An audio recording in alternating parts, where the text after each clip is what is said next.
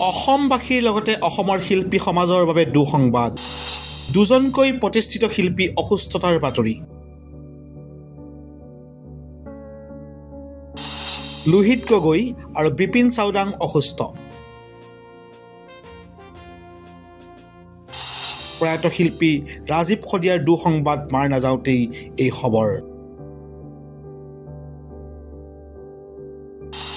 খবৰে অসমবাসীৰ লগতে শিল্পী সমাজক মৰ্মাহত কৰিছে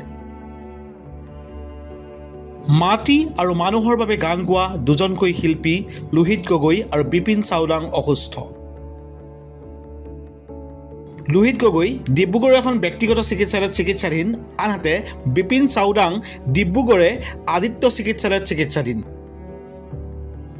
প্ৰয়াত শিল্পী ৰাজীৱ খদিয়াৰ আদ্যশ্ৰাদ্ধৰ দিনাৰ পৰাই দুয়োগৰাকী শিল্পী চিকিৎসাধীন হৈ আছে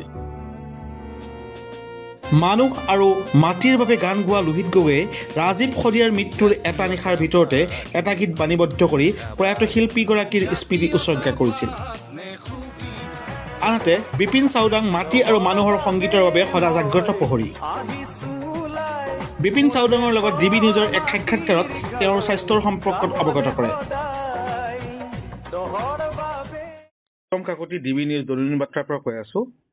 হয় আপোনাৰ অসুস্থতাৰ সম্পৰ্কত খবৰ কৰিলো ফোনটো এই গাটো ঠিক নাই মোৰ মানে কফ হৈ গ'ল অলপ ঠাণ্ডাত হয় ঘূৰা হ'ল এতিয়া ক'ত আছে আপুনি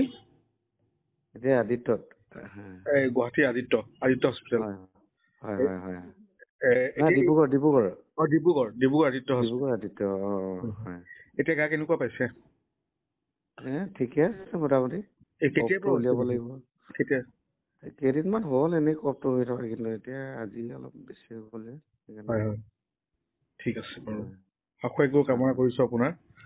ধন্যবাদ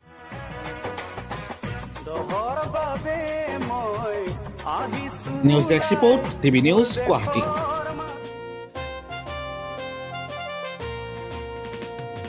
জাতীয়তাবাদ নেখু